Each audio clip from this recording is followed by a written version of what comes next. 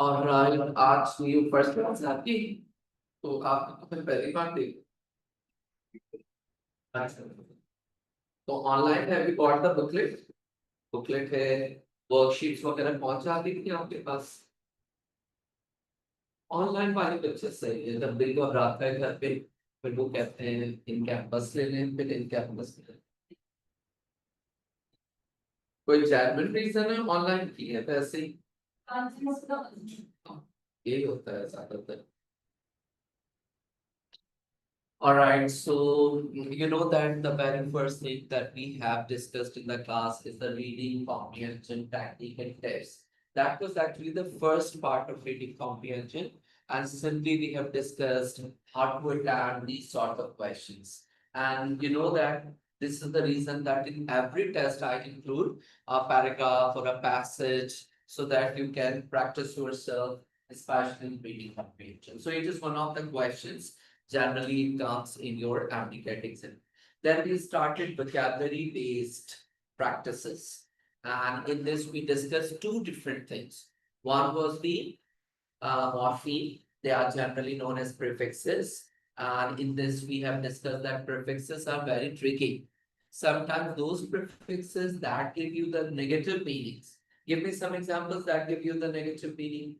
Prefixes in, in, ill, they give you the negative meaning. But what happens sometimes, although these negative prefixes are used and attached with the words, but still they give you the positive meaning. For example, any prefix that gives you the positive meaning attached with any three morpheme: invariable, incredible, unforgettable. So un is generally gives you the negative meaning, but unforgettable, it is giving you a positive meaning. There is also one of the ways we have discussed to prepare for our vocabulary based question, and those were actually the root words. We have discussed from your booklet root words, and I told you to prepare the root words so that you can easily understand and can easily infer the meaning where the root words are used. For example, there is a root word as well as what is the difference between a root word and a prefix? Is there any difference between a root word and a prefix?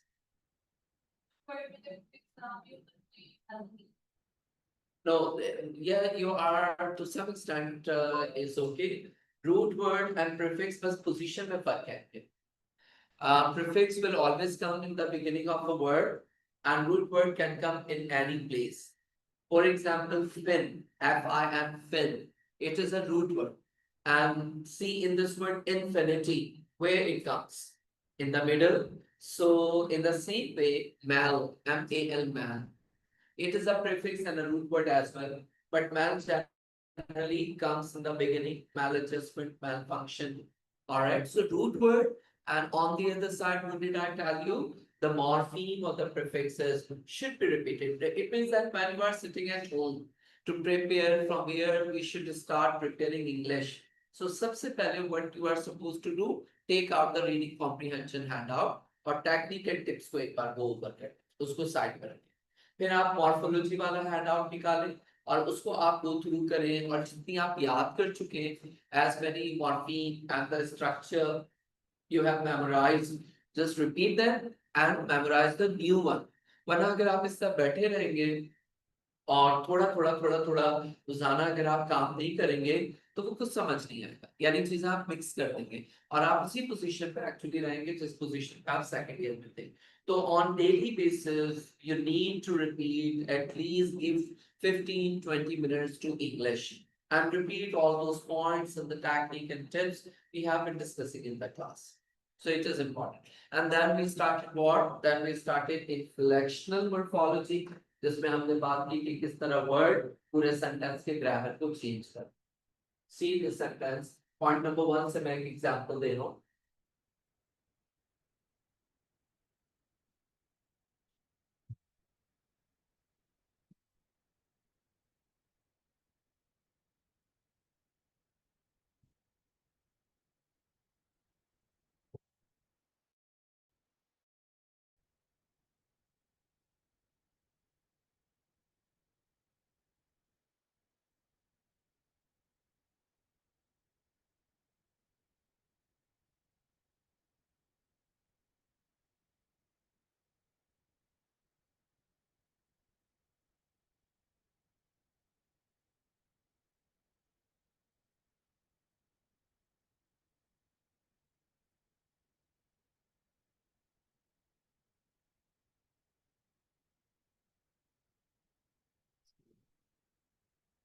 All right, this is one of the examples from instruction number one. Technical tip number one. The technical tip number one was what? For example, if there is a subject, for example, he, and soon after this subject, there is a verb like play. There is a subject, he, and soon after the verb, there is soon after the subject, there is a verb. You may say the model or the helping verb, and then play. तो but subject के फौरन बाद आपका verb आ रहा है तो आपको देखना पड़ेगा कि ये सेंटेंस प्रेजेंट का है या पास्ट का है for example look at this sentence can you find any clue that will help you that whether this sentence is of the past tense or present tense go over the sentence try to find out any clue जिससे अंदाजा हो कि हाँ भाई ये present का sentence है या पास्ट है बताएं किस टेंस का सेंटेंस है आपके पास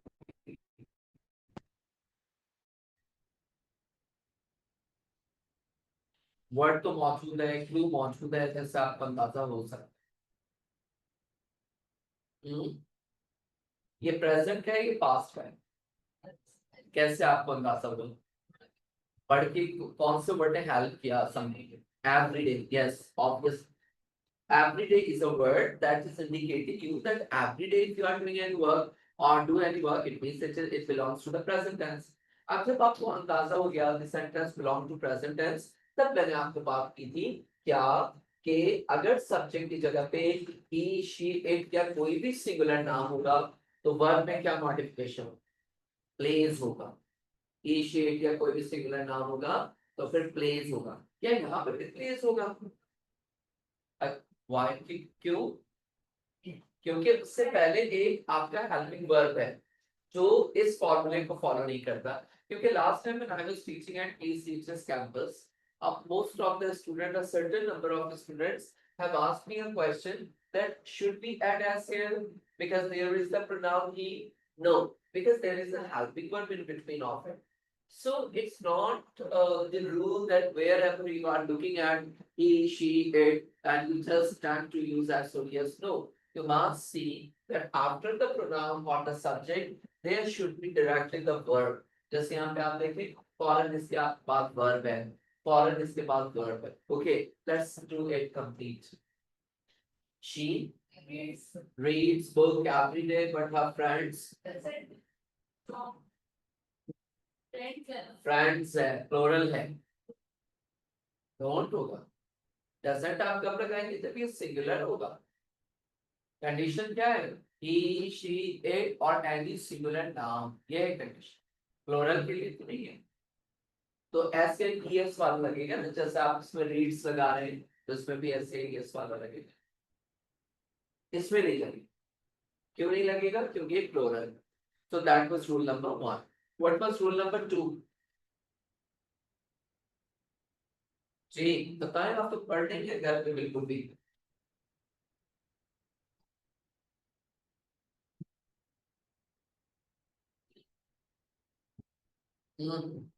What is the rule number 2? If the tense is in the past, so and you are using did. So generally with did, we don't not generally all the time when you are using did, we tend to use the first form of verb with did. But the sentence should be the past tense. Is this the past tense? No. But if I write it yesterday, then it will gives you a sign that this is the sentence of past tense. Now, complete this structure. She, ये spelling यही रहेगी. She read book yesterday, but her friends didn't. Because this is the sentence of past. It means that everywhere you cannot use the same formula. You need to follow the sentence. What does the sentence give you the meaning? What is the sense of the sentence? What is the tense? It is the time of the sentence. Whether it's a present one, past one, future one, and then accordingly you need to follow the rule and the regulation. What is the point number 3? What is infinitive form? Verb की किस form को आप infinitive कहते हैं?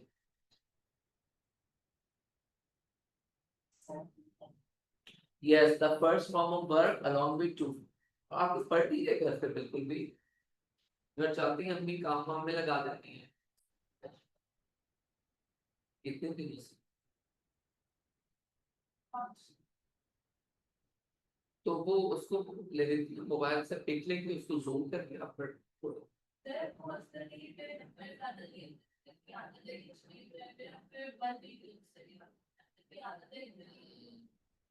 और आपने भी कुछ मेरा ख्याल है पढ़ने की। लो, जो सबसे मेन सब्जेक्ट है इंग्लिश, जिसको आपने पढ़ना है, वो पूरे सब्जेक्ट का समझो की समझो मदर है। तो आपने कहा माँ को छोड़ो, अब माँ बूढ़ी हो गई है, अब बाकी तो पढ़ो। तो अगर पॉइंट्स आप रिपीट नहीं करेंगे तो एक तरफ से मैं पढ़ाता जाऊंगा, दूसरी तरफ से आप तो इसी तरह दो के दो, यानी आप उसी तरह बैठेंगे जैसे फर्स्ट टाइम मैं किसी स्टूडेंट को पढ़ा। ऐसे क्विकली जवाब देना चाहिए फौरन, ये सर पॉइंट नंबर 3 ये है, पॉइंट नंबर 4 ये है, पॉइंट नंबर 5 ये, तब कुछ चीजें नहीं। वरना मुझे क्या, मैं तो आऊंगा अपनी क्लास में आगे पढ़ाता चले जाऊंगा, लेकिन you can not get everything. फिर वही जो भी आप टेस्ट करेंगे वो अपने पिछले एक्सपीरियंस पे ही कर रहे होंगे, नई चीज कोई नहीं। तो पॉइंट नंबर 3 क्या था? इन्फिनेटिव का था। उसमें हमने बहुत सी बातें हमने पढ़ी थी। खैर अब मैं रिवीजन पे नहीं जा रहा हूँ, अब नेक्स्ट क्लास में आप लोग रिपीट करके आएंगे। ये फर्स्ट फॉर्म है, रीड की फर्स्ट सेकंड थर्ड तीनों सेम ही है, तो रीड हमने लिखा है considering it as the first form of verb. नहीं, प्रोनाउंसिएशन इसकी रैड होगी, यानी these are the three forms: read, read, read. But when you are pronouncing it, the pronunciation will be different. Read, read, like this. Okay? ये है बिल्कुल English में तो ये बहुत ही ज्यादा समझे कॉमन है। फॉर एग्जाम्पल क्या है ये, और इसी को आप लाइव भी पढ़ते हैं। तो ये इंग्लिश में बहुत कॉमन है, जिसमें कॉमन जिसको आप आमतौर पे कहते हैं कि दोनों वर्ड सेम है, sound pronunciation according to the situation अलग है। एनीवे, अच्छा आज लास्ट पॉइंट बता दें, सिर्फ मुझे लास्ट पॉइंट क्या डिस्कस किया था आपने? What was the last point? B form से पहले क्या था? वो तो एक टिप दे दी थी मैंने कि बी की जगह ये है फॉर्म। तो क्यों नहीं, मुझे एग्जैक्ट पता है, वो है ही नहीं नोटबुक जो मामू के घर आप छोड़ के आई हो फिर तो। हाँ, मॉडल वर्ब्स के हवाले से बात हुई थी, याद है मॉडल वर्ब्स? कौन कौन से वर्ड्स को आप मॉडल वर्ब्स कहते हैं? कह सकते हैं फॉर एग्जाम्पल द, will और shall, could, would, may, might, ought to, must। तो क्या करना है हमने मॉडल वर्ब्स का? तो उसमें क्या रूल पढ़ा हमने?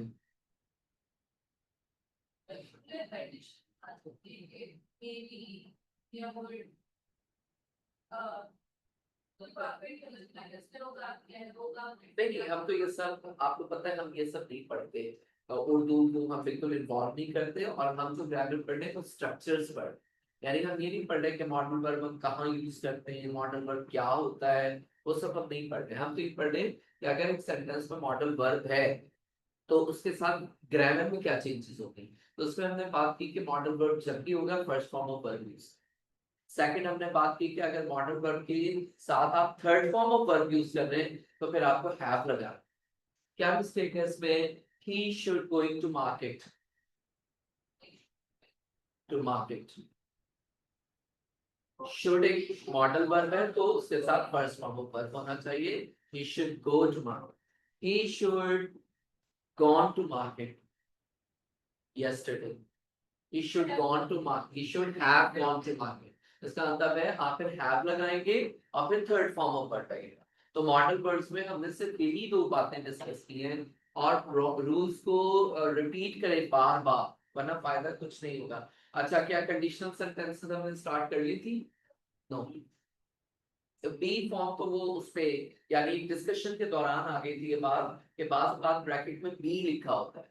तो व्हाट डज इट मीन? तो बी बात वो बी बिकम की शक्ल होती है और समटाइम्स बी वर्ब की होती है, यानी वो हमने लिखा था लास्ट टाइम। चलिए जी, now have had conditional sentences, this is a new topic. और आपको घर जाके उसको आप एक टाइम फिक्स कर दें कि 10 मिनट, 5 मिनट, 15 मिनट, और खुदा के वास्ते प्रॉपर रजिस्टर पे सॉल्व करें।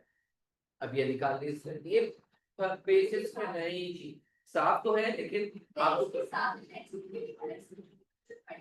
तो वो कहाँ है पिछला वाला? नहीं, फर्स्ट पॉइंट कहाँ है हमारा? देखिए, ये वो उड़ गया जहाज बन के, प्रॉपर आप तो वो जहाज बन के हो गया, तो कहने लगे इस बच्ची का तो मैं साथ छोड़ दूं, इतने इल्जाम लगा दिए मेरे ऊपर।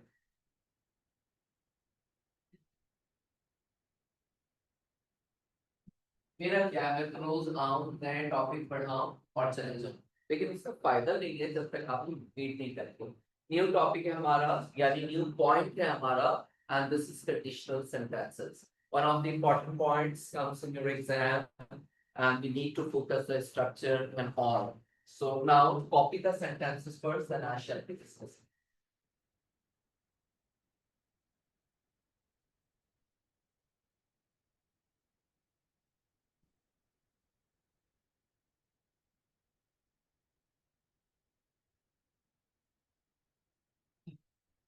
बच्ची लेट आने से डांट पड़ से तकलीफ हो, अभी सही। आपने रिपीट किया है क्वेश्चन पे इंग्लिश का? आई,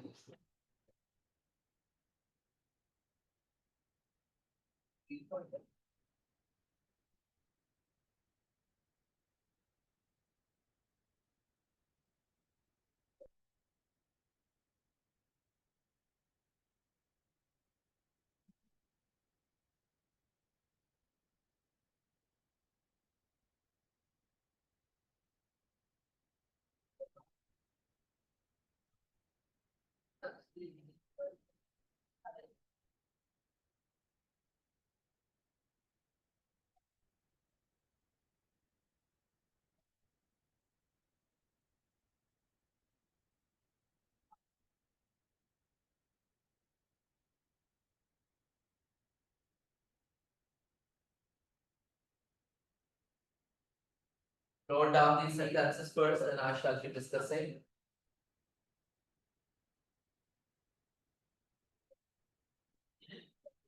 ये स्ट्रक्चर वाइज हम बात करेंगे, सेंस वाइज हम देखिए। What we are preparing for in the class, we are not preparing on the definition and usage and के इसका मतलब क्या है, सेंस क्या, वी आर नॉट डिस्कसिंग। यानी मैं ये नहीं डिस्कस करूंगा मॉडल वर्ड्स कहाँ यूज करते हैं, क्यों यूज करते हैं। We should see the structure, कि अगर किसी सेंटेंस में मॉडल वर्ब आ रहा है तो वो उसकी इन्फ्लेक्शनल मॉर्फोलॉजी क्या होती है, उस मॉडल वर्ब की वजह से पूरे सेंटेंस का ग्रामर कैसे चेंज हो, ये है।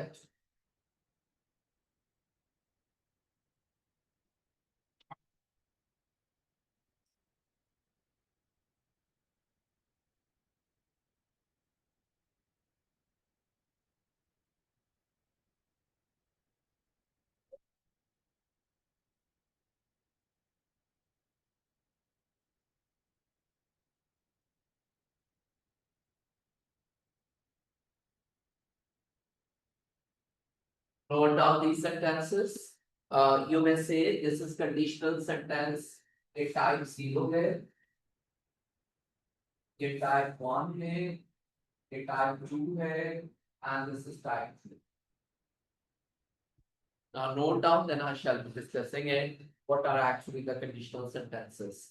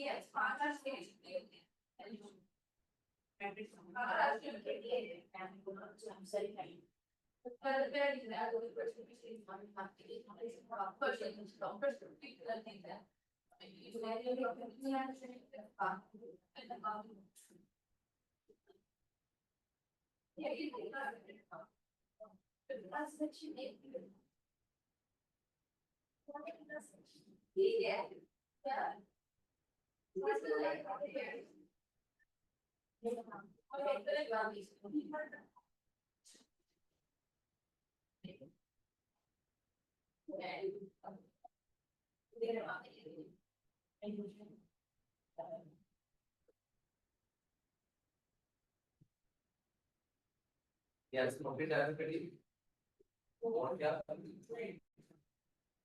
it is one of the important topics in your exam. Conditional sentences आप देखें हर क्लास में स्ट्रक्चर्स आते हैं वो स्ट्रक्चर्स आपको कंफ्यूज करेंगे उस वक्त तक जब तक आप रिपीट करके आप वर्किंग मेमोरी से उसको एक परमानेंट या लॉन्ग टर्म मेमोरी तक लेकर नहीं जाते and there is only one way to keep on repeating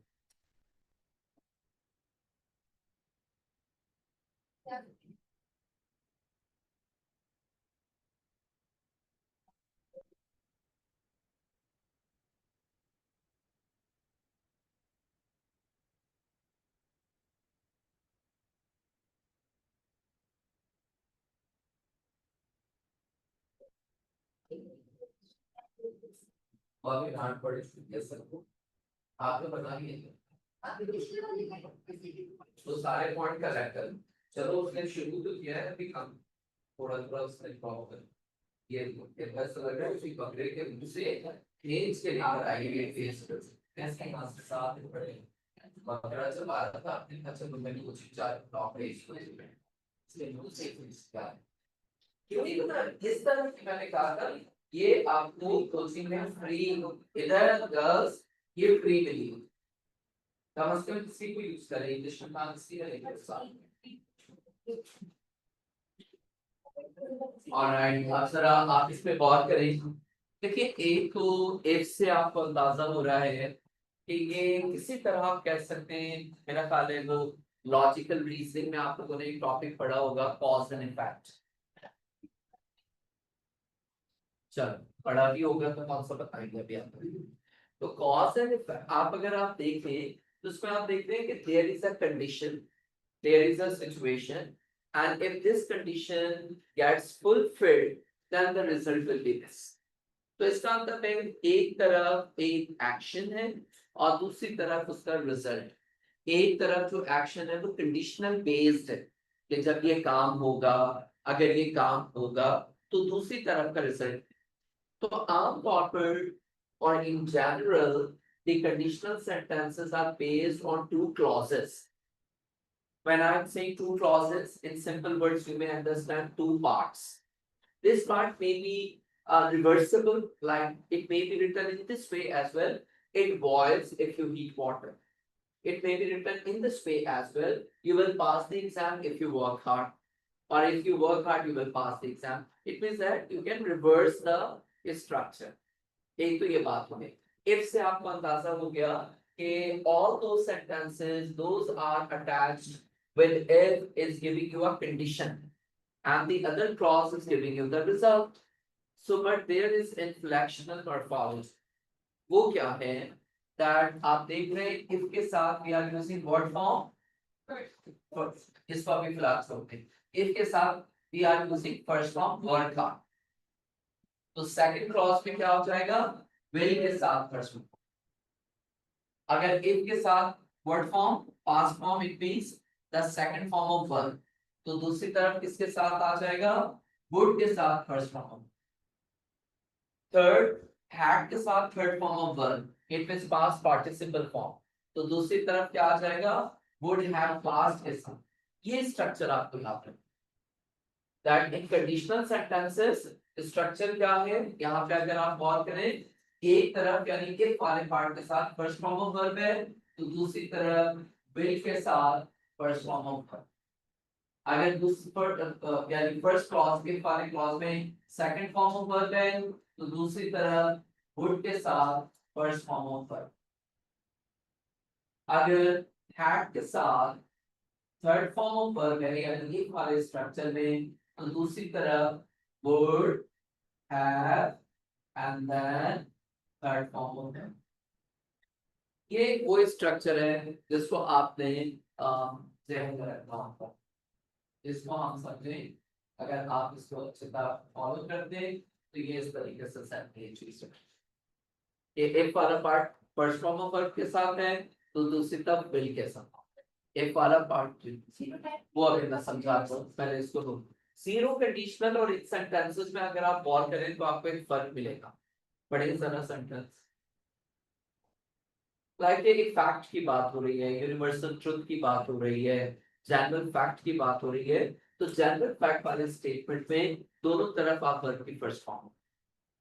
If you heat water, first form of verb, it boils, first form of verb। इसमें कोई will, shall use नहीं होता, and they are called as zero conditional।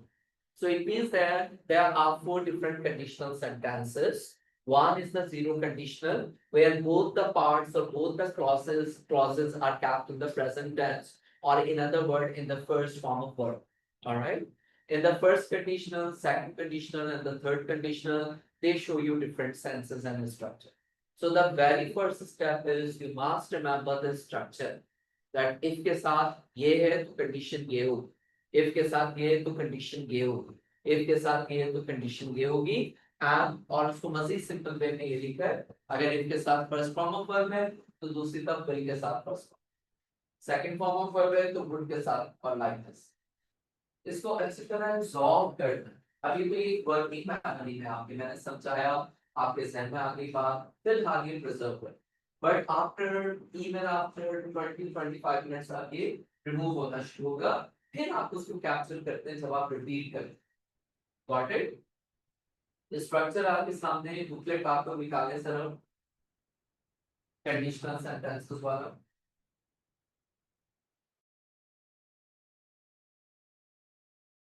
Page number देखिए, text में क्या है।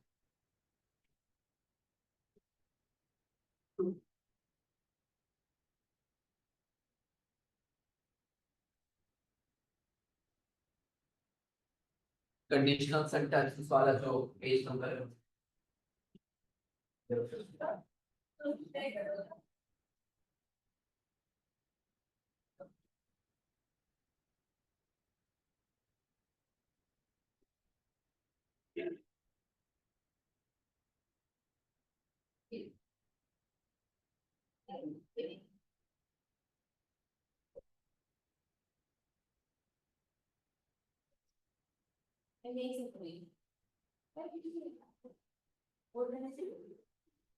ये है हमारे पास कंडीशनल सेंटेंसेस, आपको नजर आ रही है।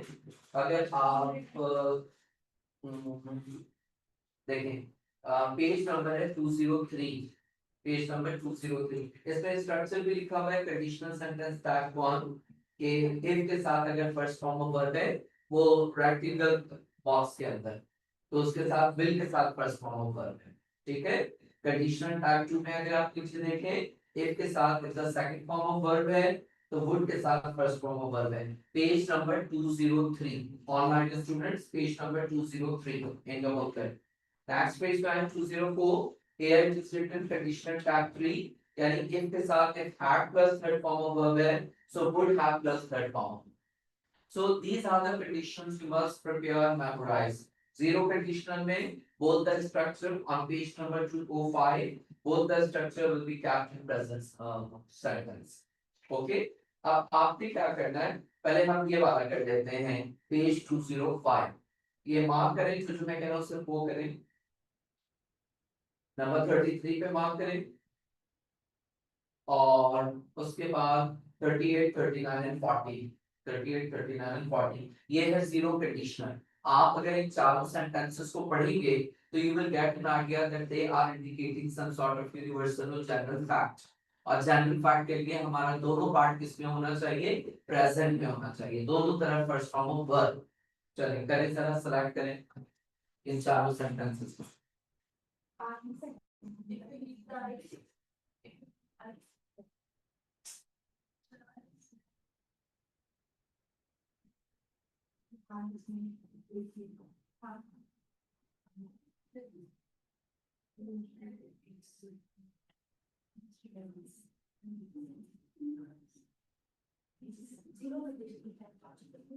सेंटेंस पढ़ के आपको अंदाजा हो जाता है कि वो जीरो कंडीशनल है, बिकॉज़ देयर आर सर्टेन चार है,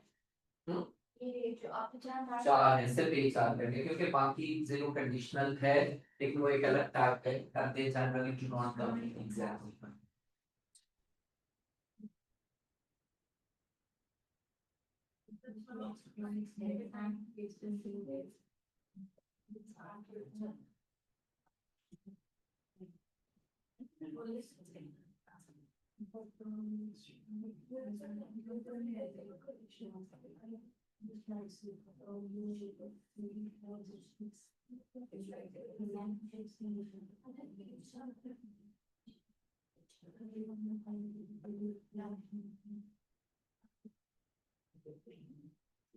Done everyone?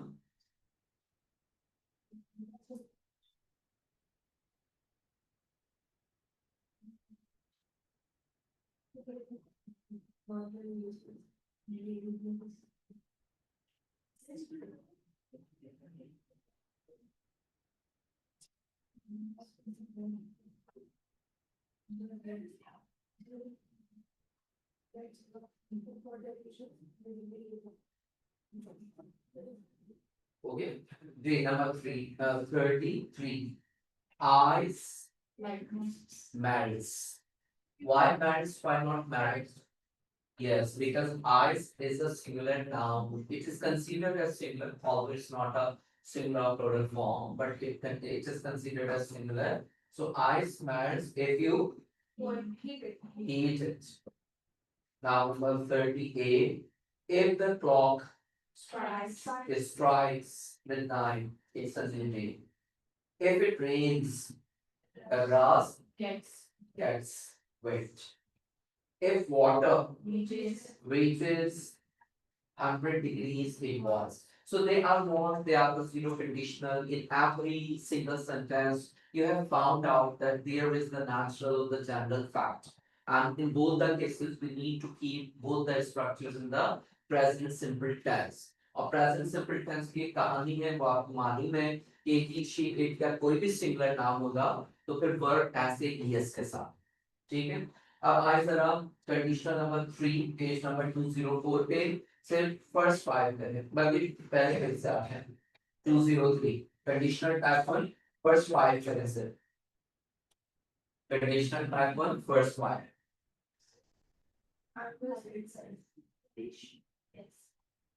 Conditional type 1 first 5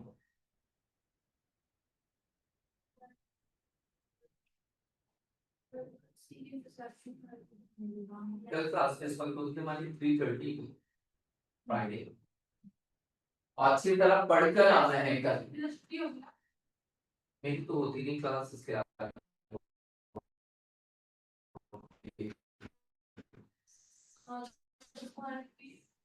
नहीं मतलब उन दिनों मेरी क्लास में कोई जरूरत नहीं जानने की। You must ask from reception and most probably obviously but Monday को लेकर Saturday की छुट्टी होगी। आप देख लो आप मेरे ग्रुप में ये सेंड करके हम देख रहे हैं ये चलिए जल्दी से किसको करें, do that.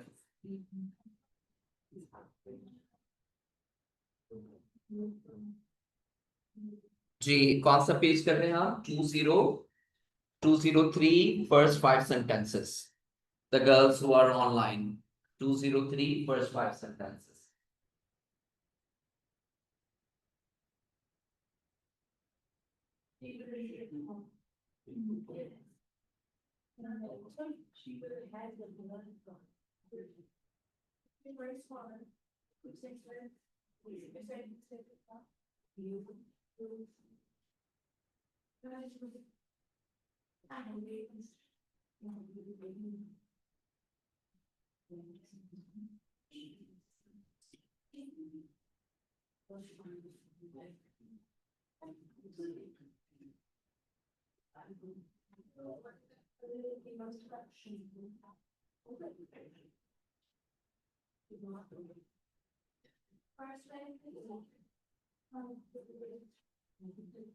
फर्स्ट फाइव हो गए कंडीशनल टाइप वन के, तो first five conditional type two के भी करें नीचे वाले।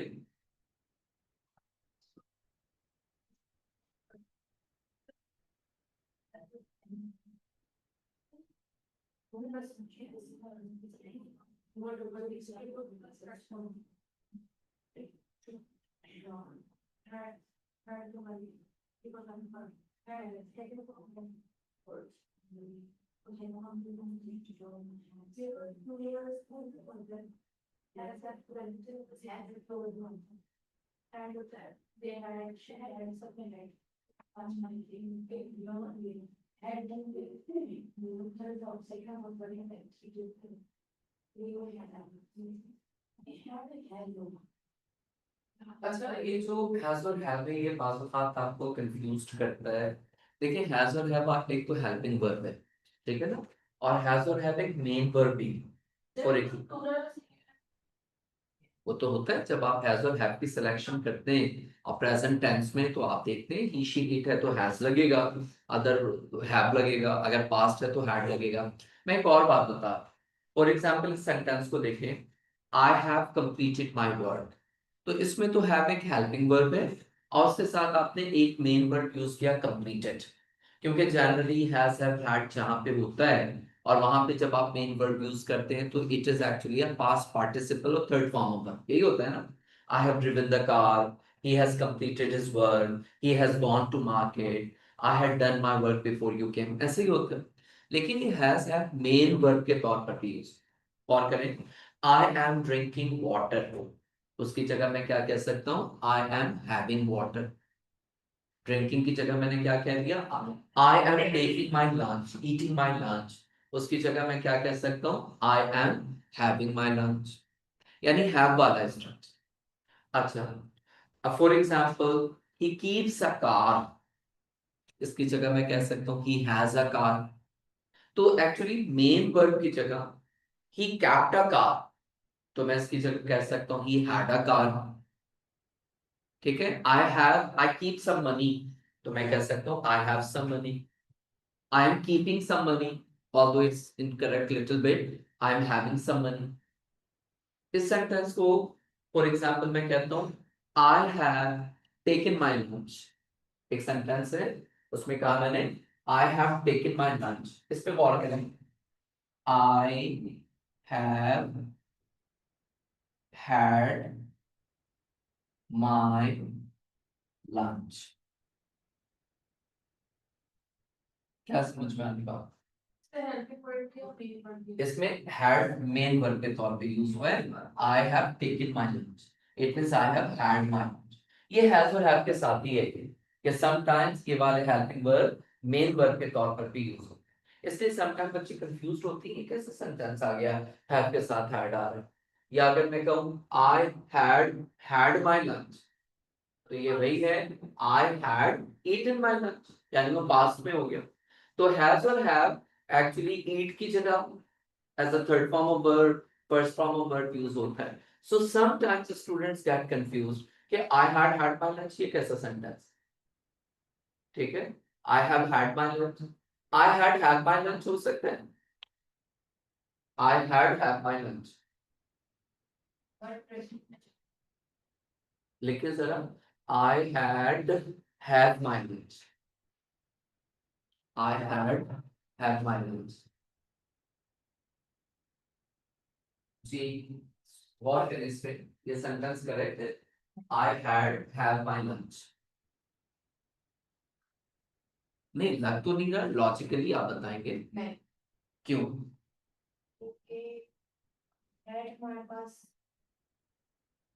आई हैव माई लंच।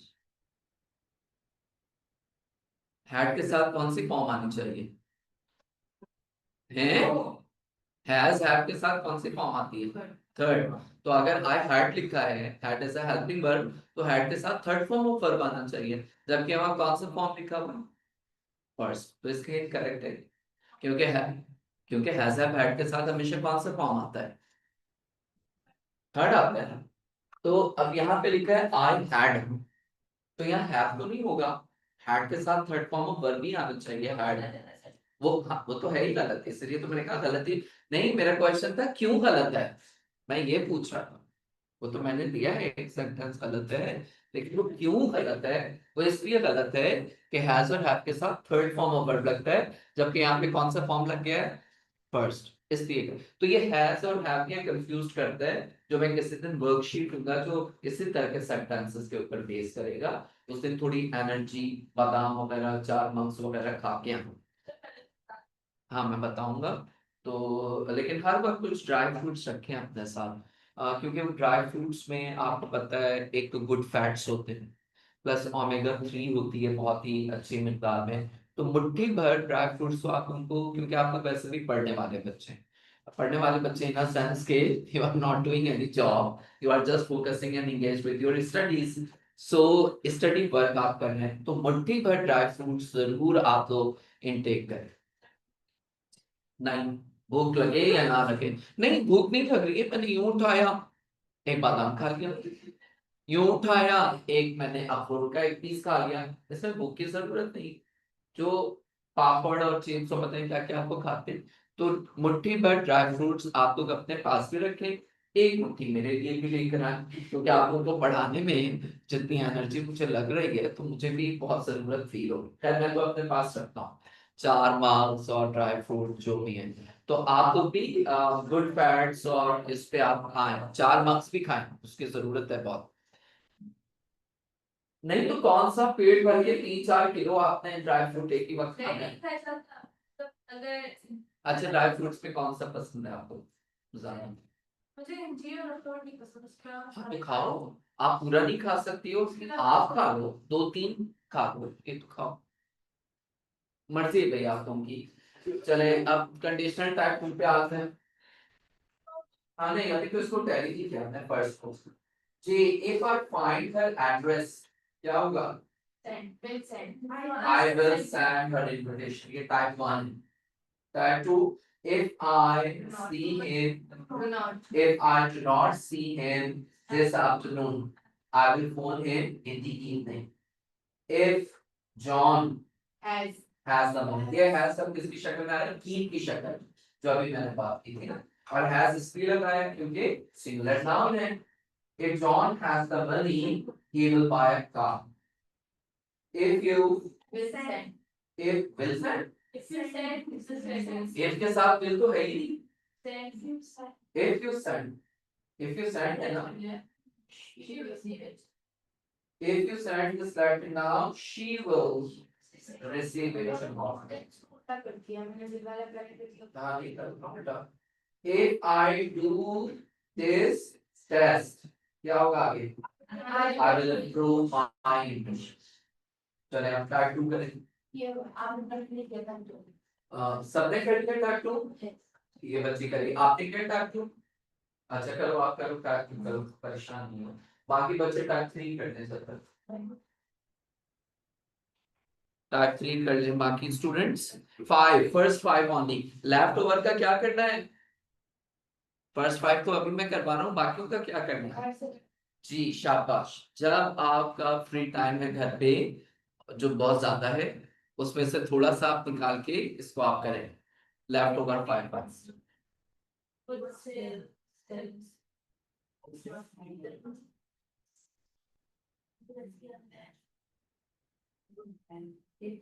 स्ट्रक्चर सामने बोर्ड पे आप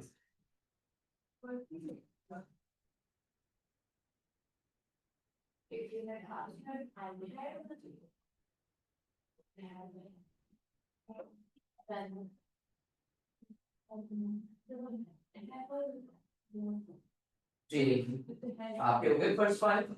ऑलराइट पार्ट 2 के फर्स्ट फाइव हम रिपीट कर रहे हैं। If I found her address, I would send her an invitation.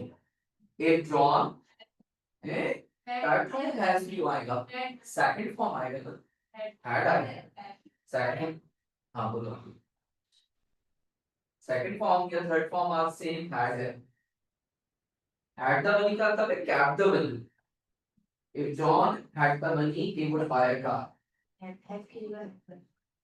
If we dash a yacht, if we had a yacht, we would sail the seven seas. If he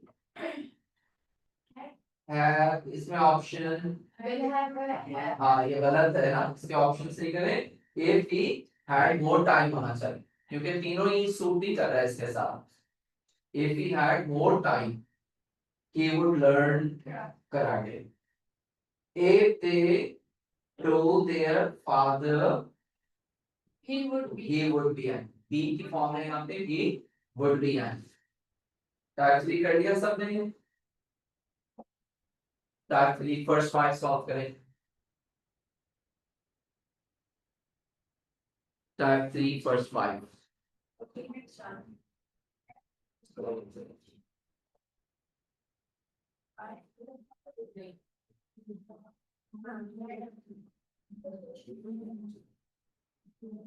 type 3 first five.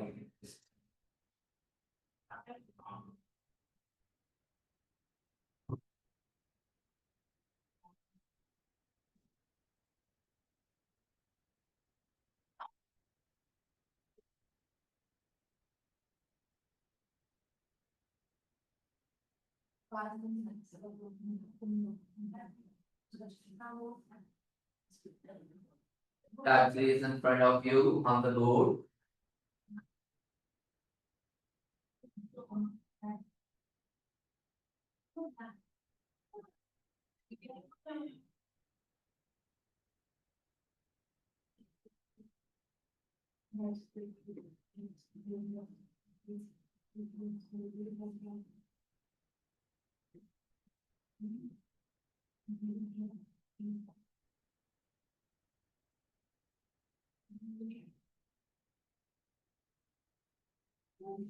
इस बार test में क्या हिसाब है? English के group में select हो गया था टॉपिक। चलो देखिए नहीं वैसे में क्या मॉर्फोलॉजी होगा, एक तो प्रीफिक्सेस का एक कॉम्प्रिहेंशन होगा और थर्ड इंफ्लेक्शन मॉर्फोलॉजी है जिसमें मैंने पहले टेंसेस वगैरह शामिल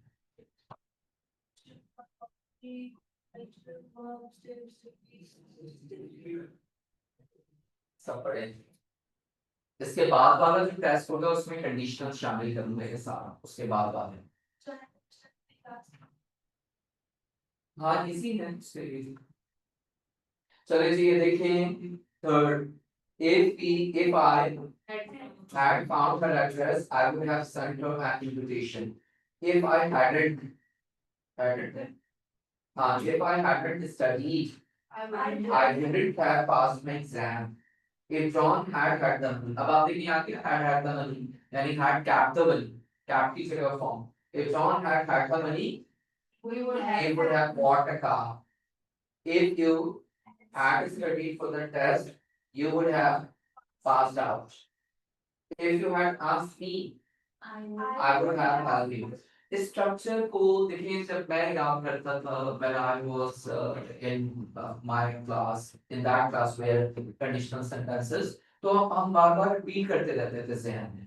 आधे पॉइंट करने के बाद फिर दोबारा रिकॉल करते थे, बार बार रिकॉल करेंगे तो ये चीजें फिक्स रहेंगी। अनफॉर्चुनेटली पाकिस्तान में इंग्लिश पढ़ाने का जो पैटर्न है वो जीटीएम मैथड में पहले भी बता चुका हूँ। ग्रामर, ट्रांसलेशन मैथड, ये बच्चों के अंदर कुछ स्किल्स डेवलप नहीं कर पाती हैं जो लैंग्वेज की उसूली तौर पे होने चाहिए, तो इसलिए बच्चे इसी में फंसे रहते हैं। अच्छा, लेफ्ट ओवर सेंटेंसेस आपने करने जब जब आपको टाइम मिलेगा, और उसके बाद पेज नंबर बुकलेट में आए 206 तो छोड़ दें, वो जनरल इंफॉर्मेशन है, 207 से और 207 से जब जब टाइम मिल रहा है 216 तक, 207 से 216 ये सब कंडीशनल सेंटेंसेस। जब आपने एक बार स्ट्रक्चर को पढ़ लिया तो फिर वो तो जब जब दिल से आ रहा है आप टिक करते रहे, एक बार जब स्ट्रक्चर अच्छी तरह याद कर लें तो इस तरह आपके कंडीशनल सेंटेंसेस की बुकलेट प्रैक्टिस कंप्लीट होगी, फिर वर्कशीट प्रैक्टिस हम करेंगे, लेकिन पहले आपने इसको करना। लेकिन इसमें कुछ बातें और हैं जो समझने वाली हैं कंडीशनल सेंटेंसेस में, वो मुझे नेक्स्ट क्लास में याद दिलाइएगा कि सिर्फ डिजायर वाले सेंटेंस समझने जिसका ताल्लुक कंडीशनल सेंटेंसेस से ही है, तो उसको मैं नेक्स्ट क्लास में डिस्कस करूंगा। ठीक है, कोई क्वेश्चन जो आप पूछना चाहें?